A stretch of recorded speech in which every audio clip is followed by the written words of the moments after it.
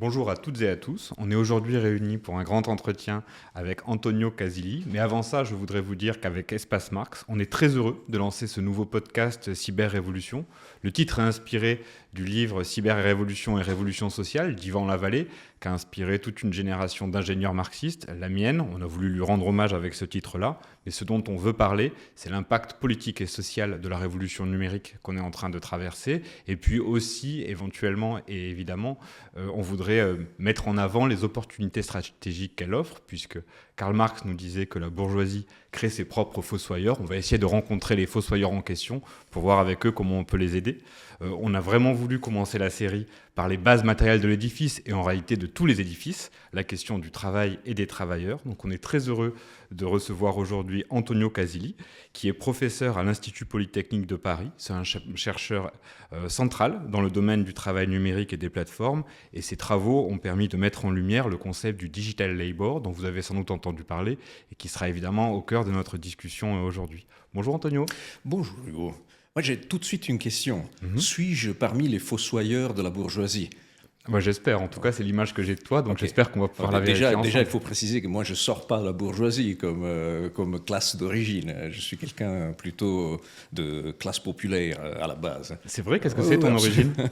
Non. Je suis né dans un milieu populaire, en Italie, comme on peut deviner de mon accent. Et après, c'est justement parce que j'étais impliqué dans les premiers usages de l'informatique que j'ai commencé à me former. Et cela a déterminé après aussi mes recherches, certes, voilà, avec une tournure plus sociale, mais à la base, j'étais parmi les bricoleurs de l'informatique, de la micro-informatique d'abord, après du web et du web social. Donc voilà, long parcours pour en être là. Et alors comment t'en es venu aux sciences humaines en commençant par le bricolage micro-informatique? Eh bien, écoute, parce que à la base, je suis économiste, ce qui n'est pas exactement une science humaine, pour tout dire. Bah, les économistes même, ils tiennent à prendre leur distance des sciences humaines et sociales. Et donc, à la base, je suis un économiste et j'étais profondément dessus de la formation que j'avais reçue en économie. Et j'ai commencé de plus en plus à m'intéresser à des questions sociales et philosophiques. Et après, j'en suis venu vraiment à apprendre les bases du métier de l'enquête de terrain, de l'ethnographie des usages numériques. Et après, voilà, je me trouve maintenant à être au centre de plusieurs initiatives de recherche qui regardent vraiment la matérialité derrière les discours et les mythes et le marketing de l'intelligence artificielle et plus en général du numérique. Et alors à quel moment tu t'es dit la première fois qu'il y avait une différence entre les discours et les mythes et le réel? À quel moment tu t'es dit, ah tiens, il faudrait creuser ici, il faudrait vérifier si c'est vrai? C'est Ouais. quoi la scène qui t'a fait prendre conscience de ça? Alors, s'il s'agit de l'intelligence artificielle en particulier, c'était quelque chose de relativement récent et j'en parle dans un livre que j'ai publié en France il y a quelques années. Le titre de ce livre était En attendant les robots. En attendant les robots était un ouvrage qui après a eu sa vie. Il a été publié dans plusieurs langues et mis à jour parce que les choses changent. Mais la chose qui ne change pas, c'est vraiment mon étonnement lorsque j'ai interviewé la première personne qui travaillait derrière une intelligence artificielle. Il s'agissait en réalité d'un stagiaire français qui avait travaillé entre la France et Madagascar pour faire semblant d'être une intelligence artificielle. Voilà. Donc c'était un jeune homme qui finalement avait été recruté par une entreprise innovante, par une start-up française qui vendait un service un peu particulier, un service de recommandation personnalisée basé sur une intelligence artificielle. Encore une fois, je te parle de la moitié des années 10 de ce siècle. Et il s'est rendu compte très vite que son métier consistait à faire à la main ce que l'intelligence artificielle aurait dû faire. Et lorsqu'il a interpellé les patrons de cette start-up, ils ont dit oui, bien sûr, il faudrait bien développer un algo. À l'époque, on ne parlait pas de modèle, on parlait d'algo.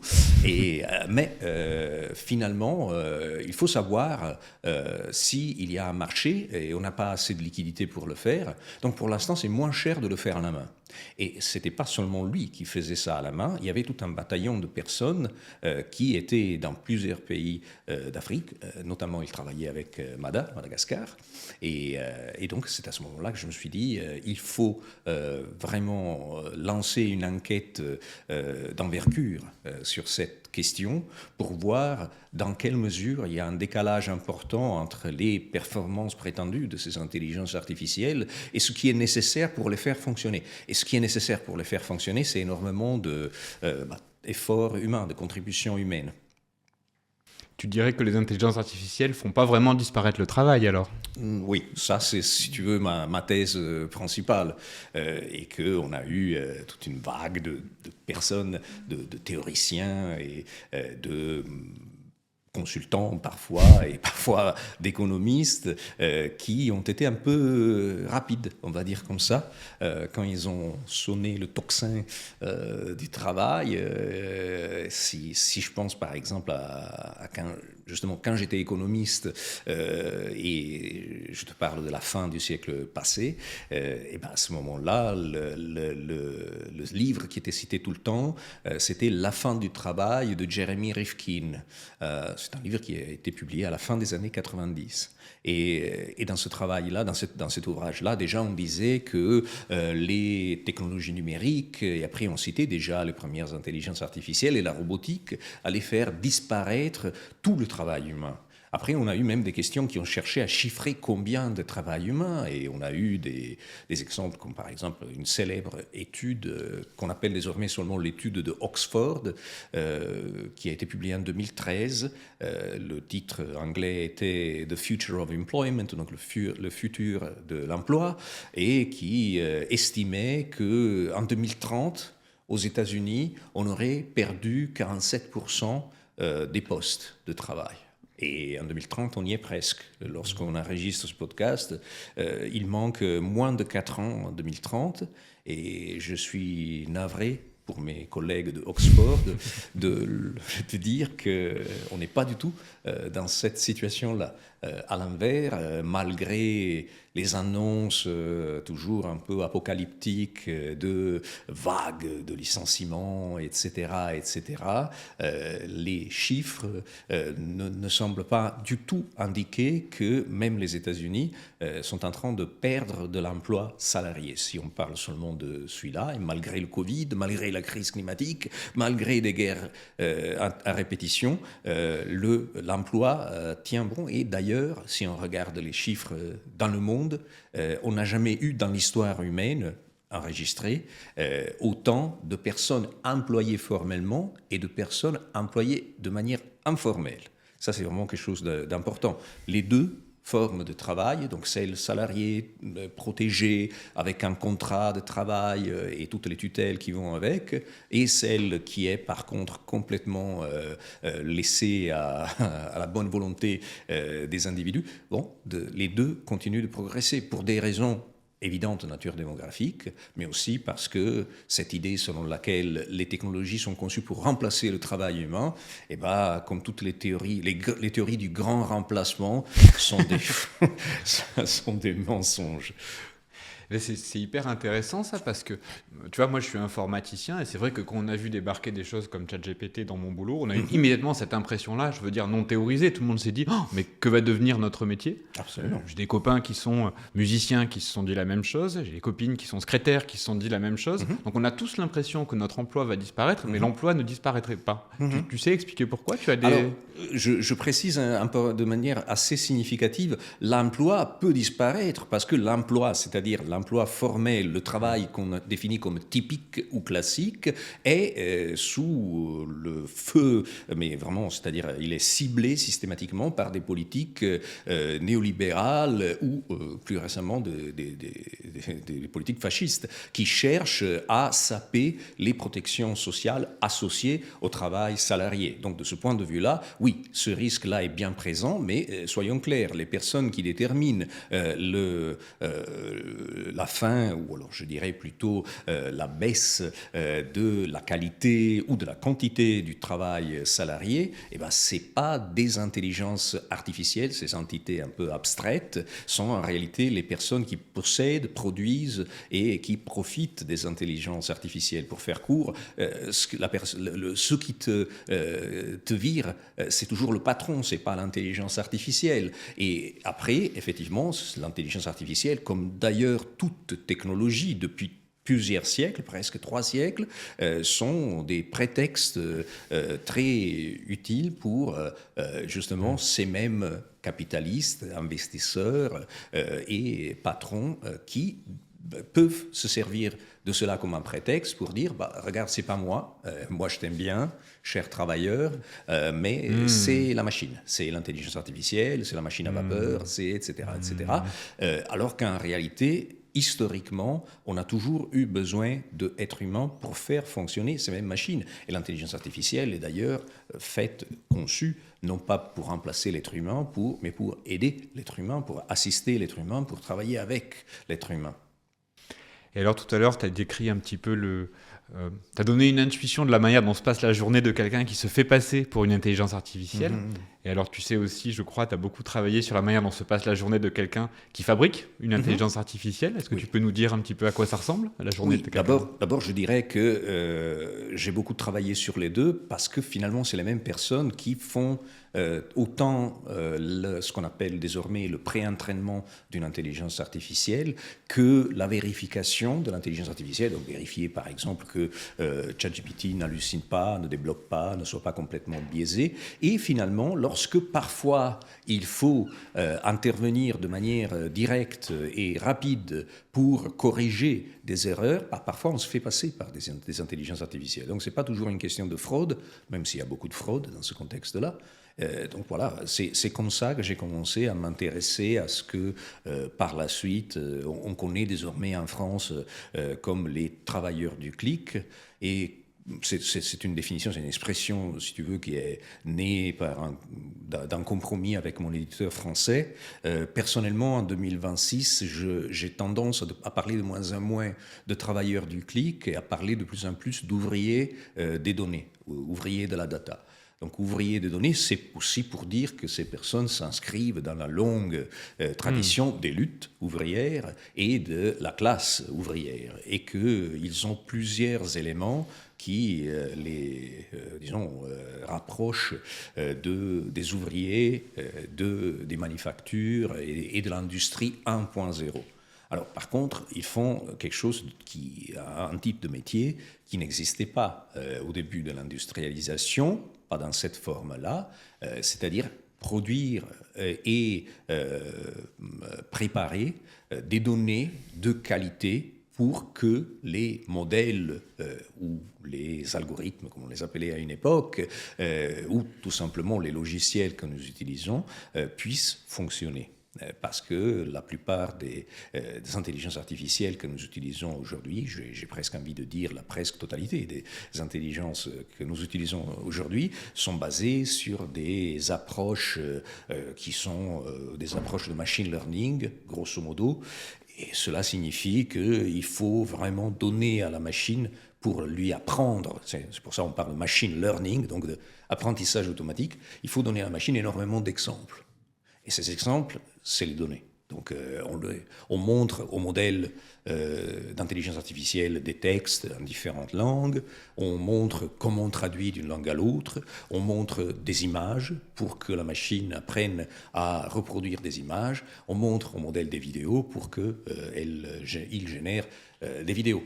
Et ce travail-là, donc préparer ces données, nourrir ces bases de données qui sont utilisées pour l'entraînement, etc., et pour le test, etc., eh ben, c'est fait par des personnes qui ne sont pas celles qu'on imagine comme les producteurs de l'intelligence artificielle. Pour faire court, ne prends pas ça pour toi, c'est pas des collègues à toi, c'est pas des data scientists, c'est pas des informaticiens, c'est pas des ingénieurs systèmes, c'est pas des codeurs de développeurs. Ils font partie, ces personnes-là, donc les data scientists et compagnie, d'une espèce de classe moyenne qui a ses propres problèmes, même dans sa survie, qui est menacée dans ses emplois et dans ses conditions de travail, rémunération, mais quand même, il constitue une partie assez minoritaire de la grande masse, non pas des tech workers, donc des travailleurs de la tech, mais des ouvriers des données.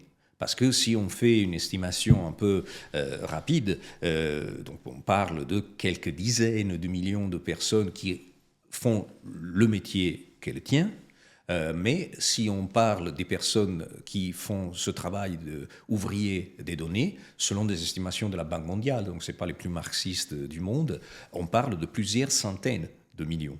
La Banque mondiale a fait une estimation qui, à mon avis, est une catastrophe du point de vue de comment ils l'ont faite, parce qu'en plus, ils ont une fourchette énorme, mais ils parlent de entre 150 et 435 millions de personnes dans le monde. Or, personnellement, je ne crois pas surtout à la fourchette haute, parce que ça ferait 12% de la force de travail mondiale, et on n'en est pas là.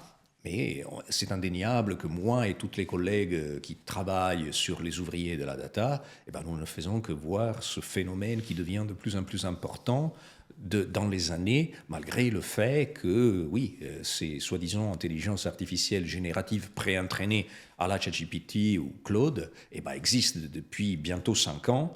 Et normalement, une fois qu'on les a entraînées, on devrait pouvoir se débarrasser de ces personnes. Or, on ne fait que rencontrer des personnes. Et donc, qui sont-ils et elles?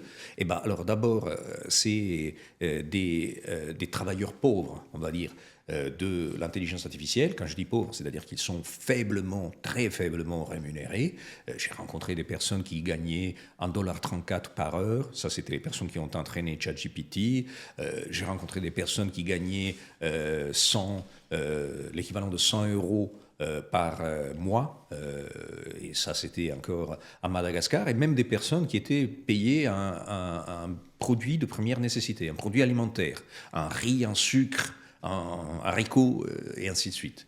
Donc des conditions vraiment extrêmes. Je ne te parle pas de l'encadrement salarial, je ne te parle pas des conditions hygiéniques, je ne te parle pas des respects de certains droits de base, genre si je suis une femme ouvrière des données et je suis enceinte, je n'ai pas un permis adéquat pour pouvoir m'occuper de mes enfants, d'abord d'accoucher et après ensuite de continuer à gagner ma vie. Parce que la plupart de ces personnes sont payées au lance-pierre, parfois à la pièce, parfois avec des contrats complètement loufoques, complètement déstructurés et atypiques. Et ce qu'ils font, bon oui, c'est d'une part de préparer l'intelligence artificielle. Je te donne quelques exemples. Ils travaillent sur des images, par exemple, pour étiqueter des images.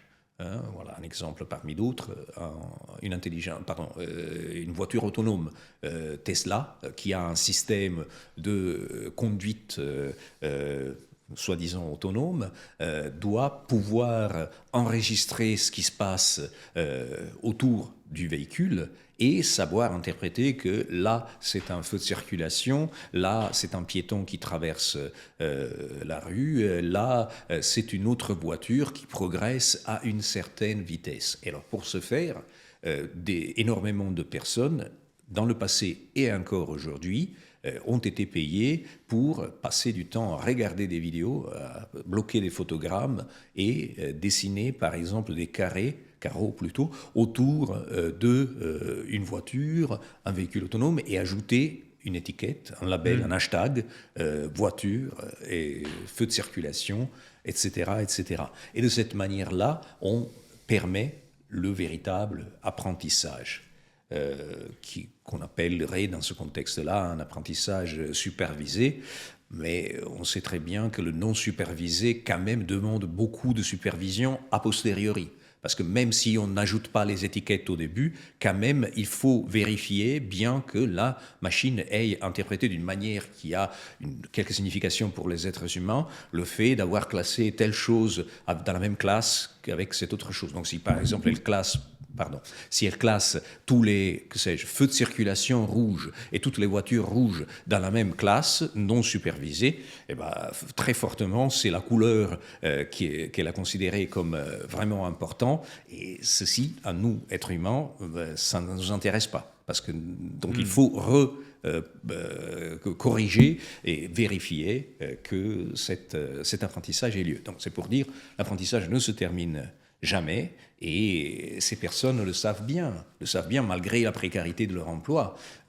J'ai à l'esprit une personne très haut en couleur, c'est un syndicaliste kenyan qui est un ouvrier des données, qui s'appelle Ephantus Kanyugi, qu'on a invité en Europe pour un colloque qu'on a organisé. Dans le trajet entre l'aéroport et le lieu du colloque, il était dans une Tesla, et il était super excité parce qu'il a dit, moi, depuis 2018, je faisais ce travail de dessiner des carreaux autour des voitures et je ne suis jamais monté sur une voiture qui utilisait exactement le modèle que moi-même j'ai contribué. Alors là, on pourrait parler d'aliénation, on pourrait parler de tout un tas de catégories vraiment classiques, de dépossession des ouvriers qui ne voient presque jamais le résultat de leur travail parce que justement ils ne sont pas impliqués. Ils sont au bout de la chaîne de production, au bout de la chaîne de valeur, et le travail qu'on leur demande, c'est un travail, quand je dis du clic, c'est un travail qui doit être d'une certaine manière machinique, automatisé parce que mécanisé, parce qu'on les oblige à être les plus rapides pour des questions de rémunération. S'ils sont rapides, ils passent moins de temps, et donc comme ils sont payés à l'heure, voilà, c'est la tâche. Bon, bref, on les paye moins. Et de l'autre côté, en effet, il y a peu de possibilités pour eux de progresser dans leurs connaissances. Ils ne développent pas un savoir-faire, ou alors s'ils le développent, c'est un savoir-faire qui concerne en effet ce qu'ils ont appris eux-mêmes pour parfois se faire mieux payer ou faire respecter certains droits de base, mais ce n'est pas quelque chose qui est mobilisable, ce n'est pas ce qu'on appellerait une compétence transférable. Et donc, ils ont très très peu de perspectives de carrière, surtout les femmes qui font ce métier-là, qui ont encore moins de perspectives de carrière des hommes, selon nos propres enquêtes. Voilà. Et tu parlais d'un syndicaliste, tu parlais de luttes ouvrières. C'est quoi les luttes ouvrières de ces ouvriers de la donnée? Pourquoi ils se battent? Eh ben, excellente question. Il y a, si tu veux, deux modalités aujourd'hui de faire respecter les droits de ces travailleurs. Précision importante, je l'ai déjà suggéré, mais je le dis, c'est un travail qu'on rencontre partout. Il y a des travailleurs en Europe. On a fait une enquête il y a 2 ans pour le Parlement européen, dans 9 pays européens. C'est les pays plus riches d'Europe, l'Allemagne, la France, l'Angleterre, il y en a beaucoup. C'est vrai que parmi ces beaucoup de personnes dans ces pays européens, il y a une proportion importante de personnes migrantes qui viennent de pays qui en plus sont liés à des trajectoires linguistique, culturelle, de dépendance coloniale ou post-coloniale ou néocoloniale, comme tu préfères. Et donc finalement, tu as des personnes d'Afrique francophone qui viennent en Europe et qui travaillent pour entraîner des intelligences artificielles. Il y a des personnes issues de la migration et la diaspora turque qui s'installent en Allemagne. Il y a des personnes sud-américaines, hispanophones ou lusophones qui s'installent au Portugal ou en Espagne. Mais après, c'est vrai que la vaste majorité de ces personnes, on les trouve dans le Sud global. Nous, on passe notre temps, parce qu'on s'est spécialisé sur l'Afrique et l'Amérique latine, à des endroits comme l'Égypte, le Kenya, Madagascar, ou alors Venezuela, Argentine, Colombie.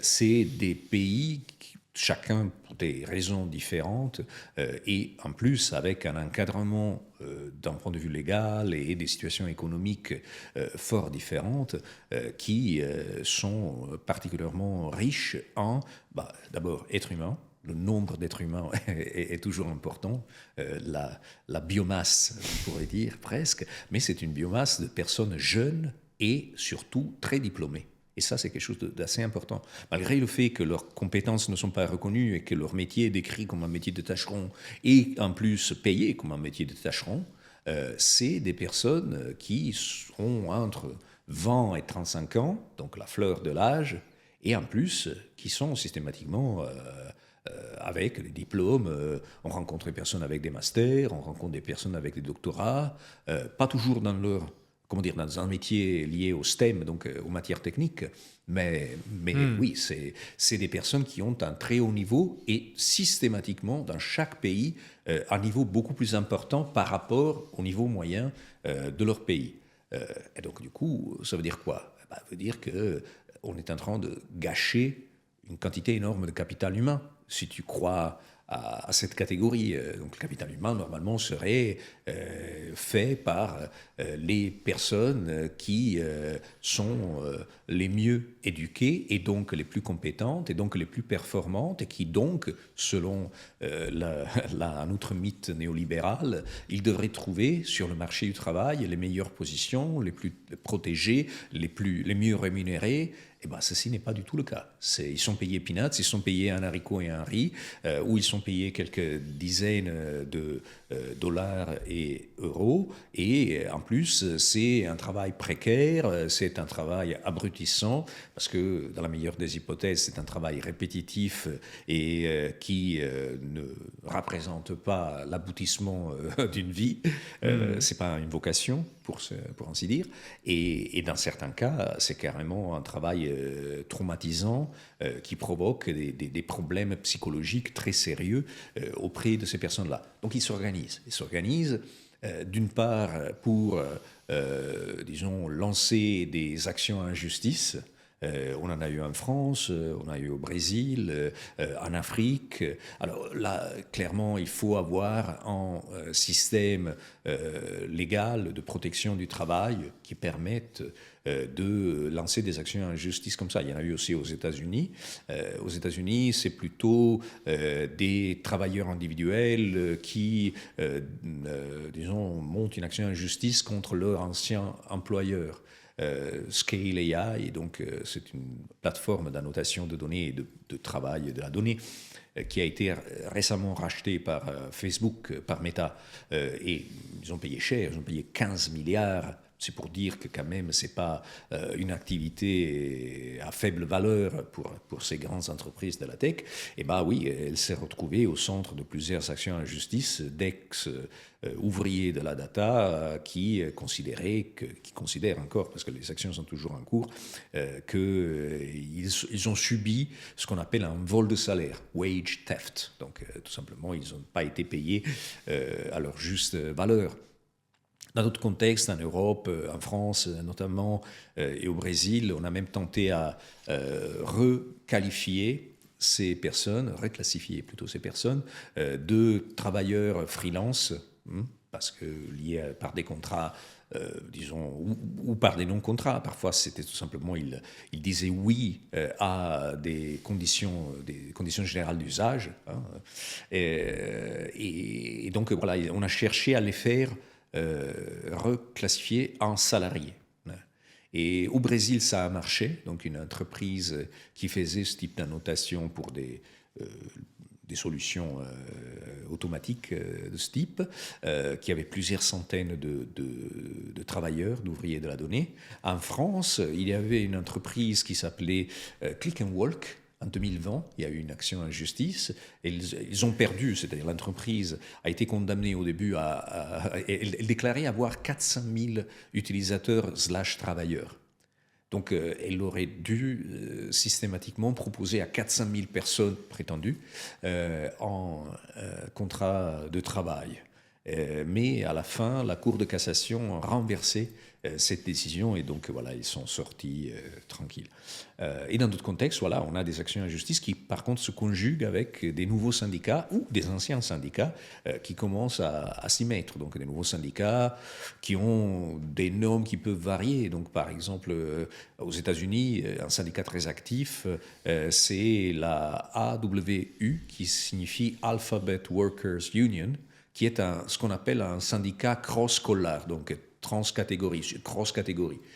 Donc on a des personnes qui sont, genre les ingénieurs payés 500 000 euros par an et des personnes qui sont des freelances payés plutôt, je ne sais pas, 40 000, 20 000 euros par an, mais aussi les ouvriers de la donnée qui sont payés parfois aux États-Unis quelques milliers d'euros par an et ailleurs beaucoup moins que ça.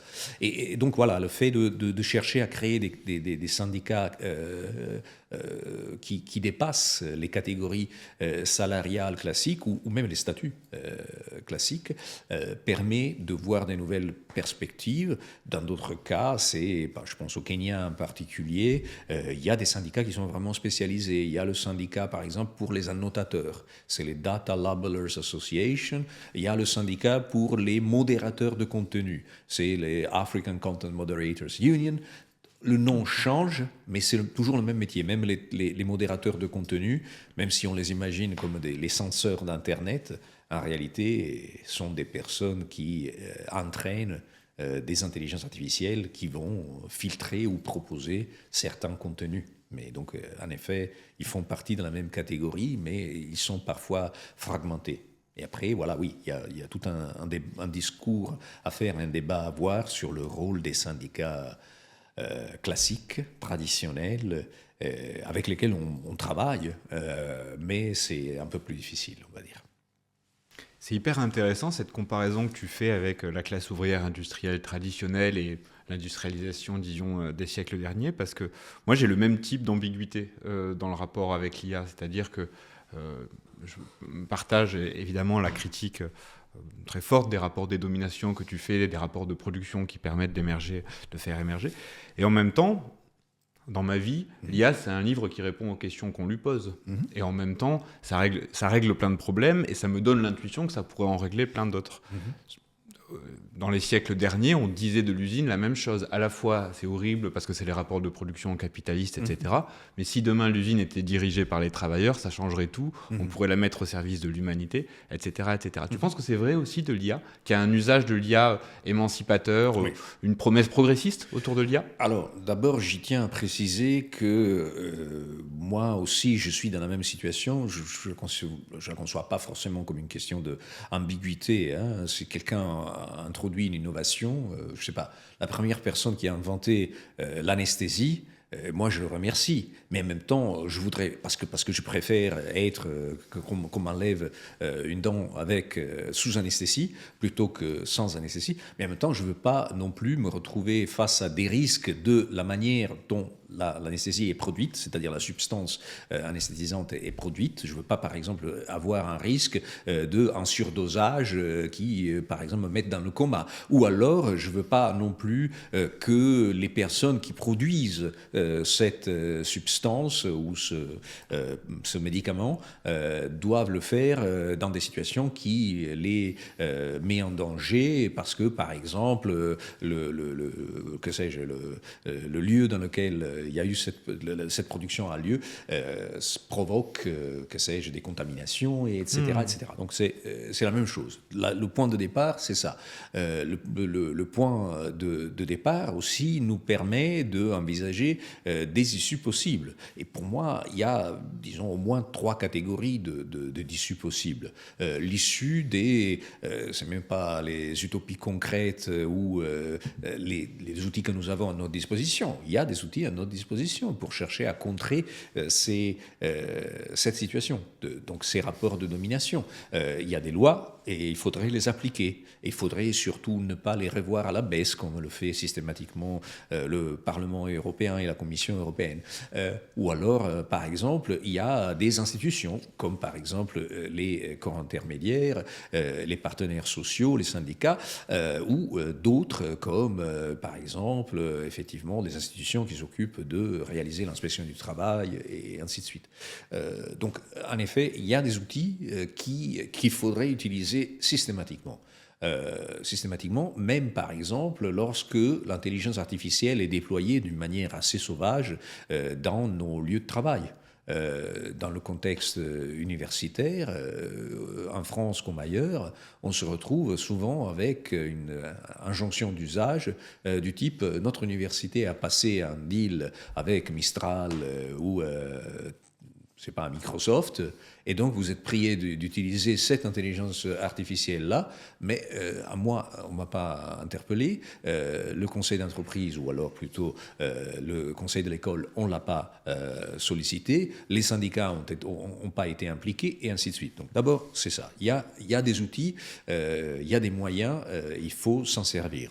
Deuxième catégorie de solutions et d'issues possibles, c'est effectivement de regarder à des grandes expériences qui, encore une fois, sont strictement liées à l'histoire des mouvements ouvriers. Donc, tu as cité en effet l'idée de les travailleurs qui pourraient être les propriétaires même de ces intelligences artificielles. Ça, c'est le cas de ce qu'on appelle le mouvement coopérativiste des plateformes et coopérativiste de l'intelligence artificielle. L'année passée, on a eu à Istanbul cette grande conférence sur Cooperative AI, et cette année à Bangkok, on aura un autre colloque sur Solidarity AI.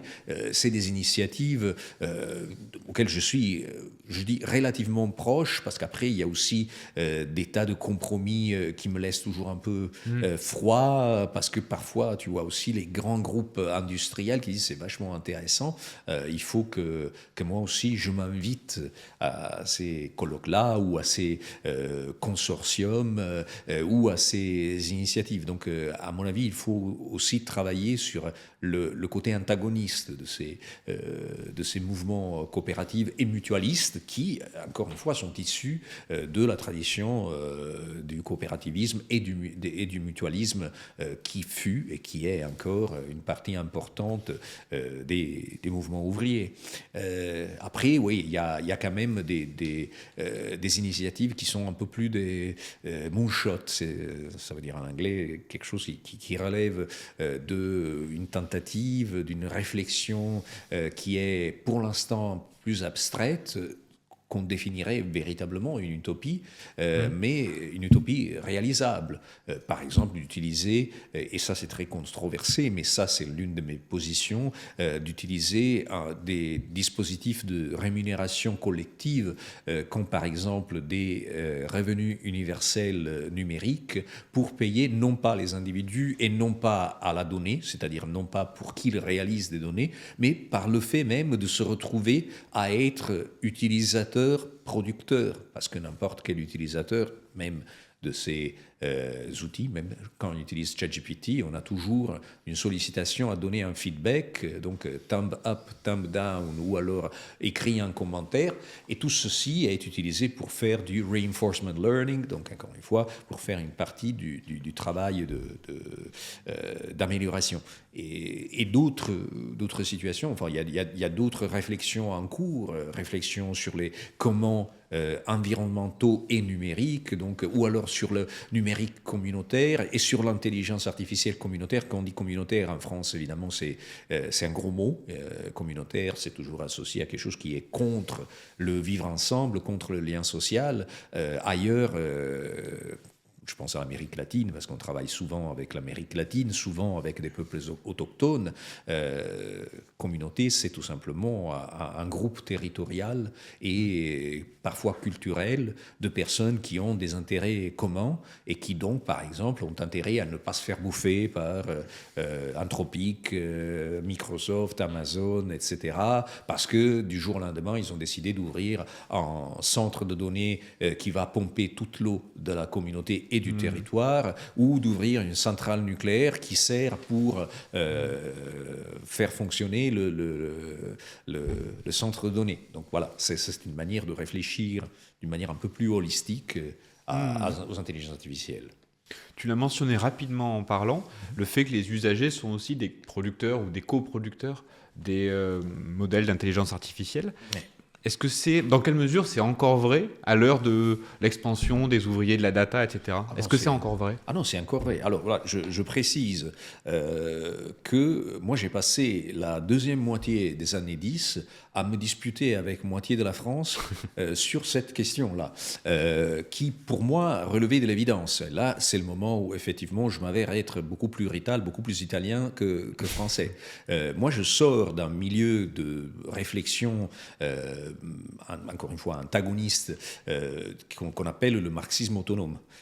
Et dans ce milieu-là, c'était assez accepté que le capitalisme actuel ne se base plus exclusivement sur la production de valeur à des endroits précis comme les usines, les manufactures, les bureaux, mais que n'importe qui, dans n'importe quel contexte, soit en train de produire de la valeur pour le capitalisme. Donc même, que sais-je, un consommateur, dans la mesure où les consommateurs sont de plus en plus impliqués aussi dans la production. Pensez à Ikea, pensez c'est pas, les caisses automatiques au supermarché.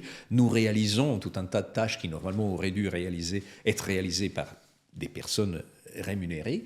Et en plus, parfois, les usages même s'avèrent vraiment des éléments importants de la production. Pensez, si vous êtes un joueur de jeux vidéo, à les moments dans lesquels vous êtes testeur du moteur de jeu ou de l'interface de jeu, ou alors que vous passez du temps à personnaliser, à faire des skins, à faire des mods.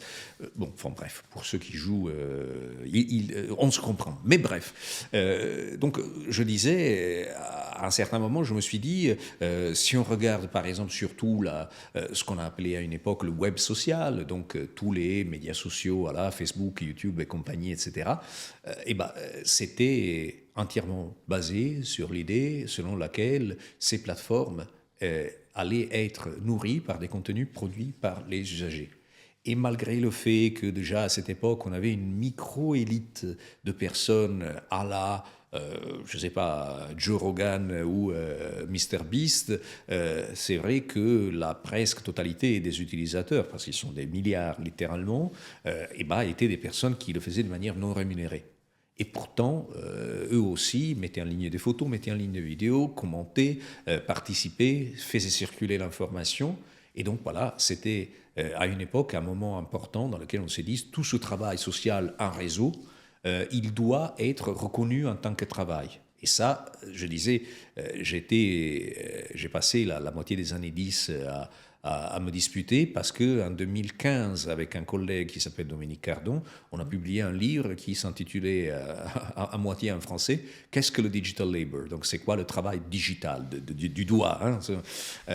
Et donc le travail du doigt, c'était un livre écrit en deux parties, la thèse et l'antithèse. Et donc moi, ma thèse était en effet qu'il faut faire encore un effort français pour reconnaître ce travail comme un véritable travail.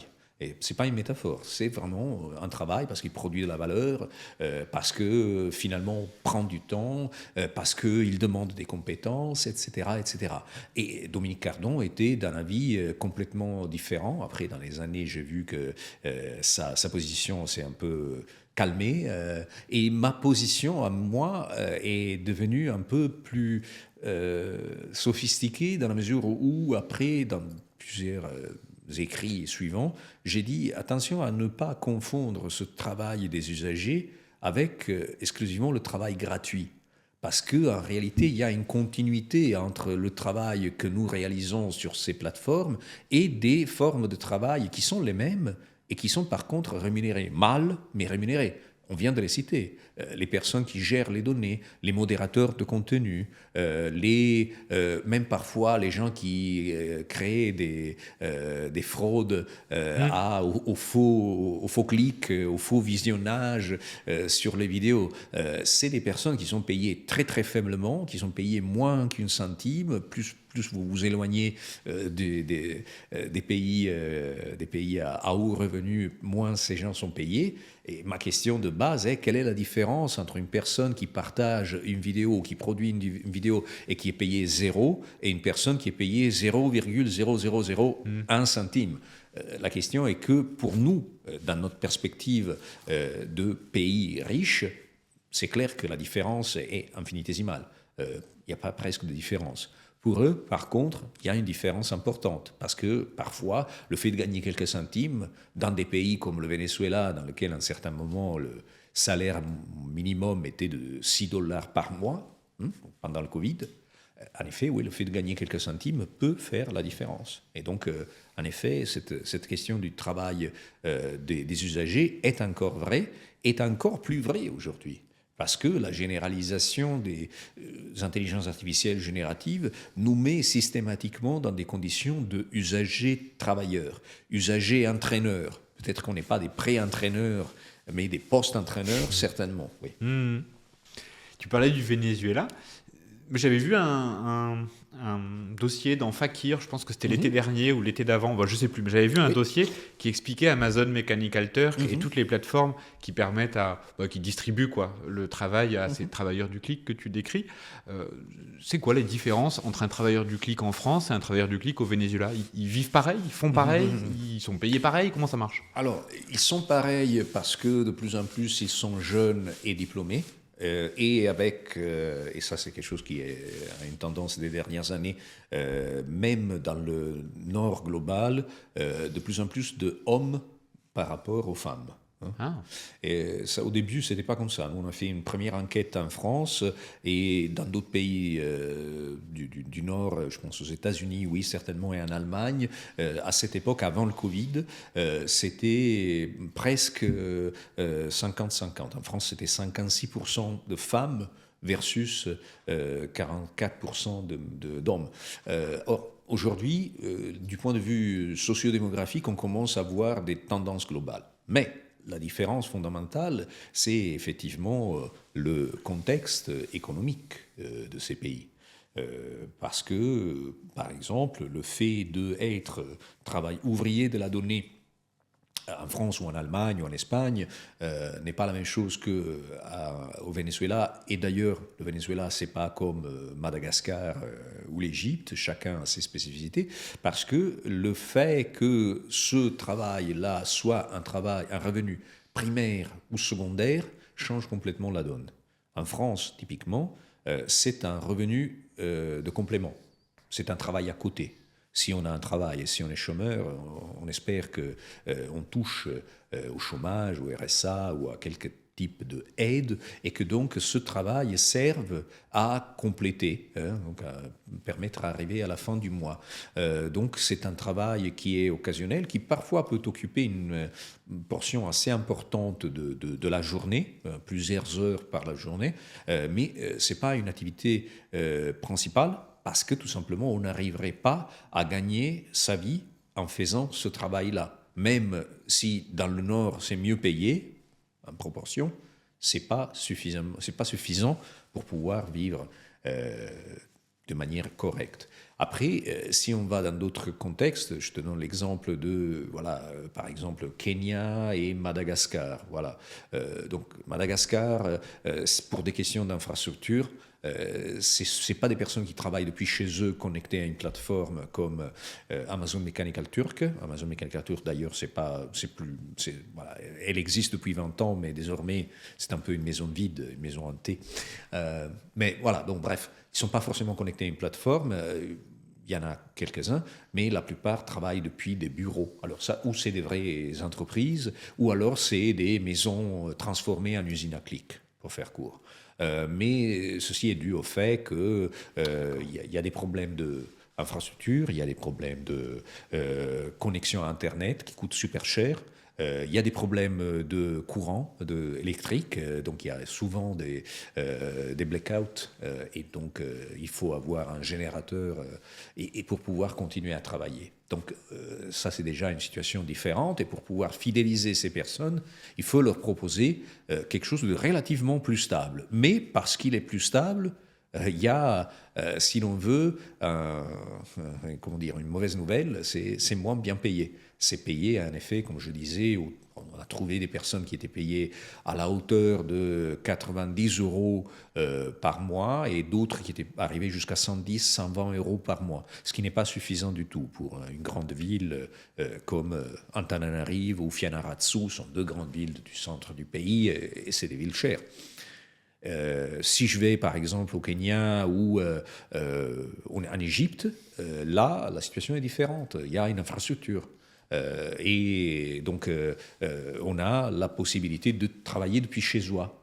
Et donc, on a des personnes qui travaillent depuis chez soi. En Égypte, on vient de terminer un rapport sur l'Égypte il y a quelques mois. Oui, on a énormément de personnes qui sont des travailleurs complètement freelance, qui se connectent à une plateforme et qui travaillent depuis chez eux. Mais là encore, parce que c'est un pays qui a un revenu moyen beaucoup moins important que la France, hein, et oui, ils peuvent faire ça comme une activité principale. Et après, je termine ce tour du monde avec le Venezuela, ce qui est une autre question encore plus complexe, d'autant plus pour moi, parce que j'ai une partie de ma famille qui est vénézuélienne.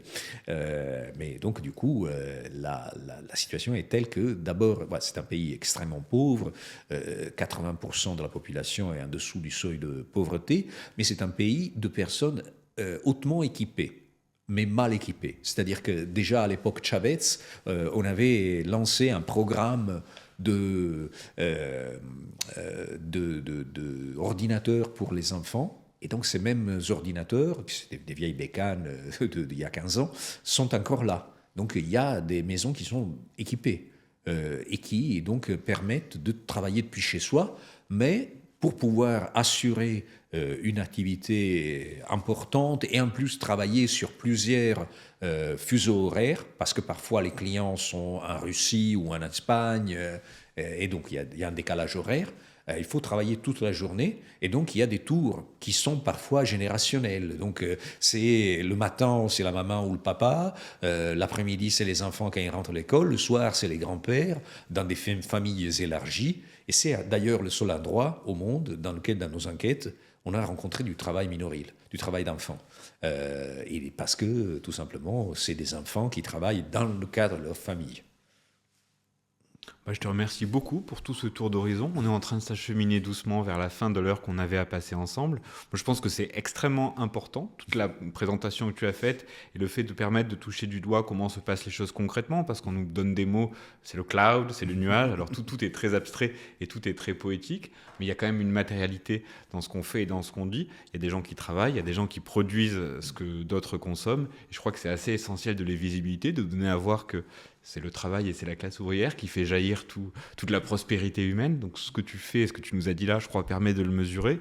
J'invite celles et ceux qui nous écoutent, évidemment, à aller lire ton travail, à aller creuser davantage, puisque, a priori, on y sera confronté de plus en plus. Alors, il ne faut pas utiliser de manière trop arrogante le futur dans ces domaines-là, puisqu'on ne sait jamais trop ce que nous réserve le futur. Peut-être pour conclure, j'ai une toute dernière question à te poser. Alors, que faire ? Ah, que faire? Oui, oui, vaste question, disait l'autre. Mais bon, que faire? Moi, je pense qu'il y a énormément de choses que nous faisons déjà.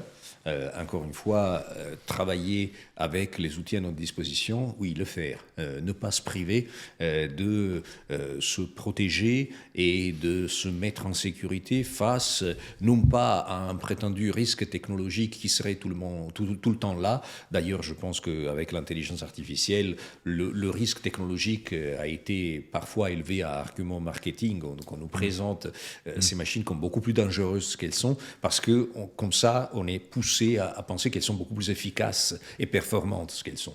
Donc voilà, on a des outils et il faut s'en servir systématiquement et ne pas céder à l'idée selon laquelle ces machines font quelque chose à la société. C'est pas les machines, c'est pas les modèles, c'est pas les intelligences artificielles qui font quelque chose à la société, c'est les personnes qui détiennent ces brevets, ces actifs immatériels, qui détiennent le capital pour faire court. Et je suis vraiment très direct dans cette question. Qu'il faut cibler dans nos démarches. C'est jamais l'intelligence artificielle qui te vire, c'est le patron qui te vire, en utilisant l'intelligence artificielle comme un prétexte, parce que, bêtement, c'est un prétexte qui est très simple à mobiliser. Tout le monde sait, parce qu'on a désormais intériorisé ça, que les machines détruisent l'emploi, ce qui n'est pas démontré du tout. Les machines transforment l'emploi, mais les seules entités, les seuls groupes, les seuls agents de la destruction de l'emploi, c'est pas les machines, c'est les détenteurs du capital. Donc il faut d'abord effectivement revenir à des véritables politiques qui regardent dans la bonne direction et qui ne cèdent pas à cette démarche de renoncement presque spontané que certains syndicats, certains partis politiques, certains décideurs politiques semblent adopter comme une espèce de deuxième nature. Ah oui, c'est arrivé l'intelligence artificielle générative, je laisse tomber tout, j'ai plus rien à faire, je peux rien, de toute façon c'est le progrès, on n'arrête pas le progrès. Alors d'abord c'est pas le progrès, après on arrête tout ce qu'on veut arrêter, parce qu'en l'occurrence là c'est pas une question de progrès, c'est une question de domination, c'est une question finalement de capital qui cherche à se substituer au travail finalement. Merci Antonio. Merci Hugo.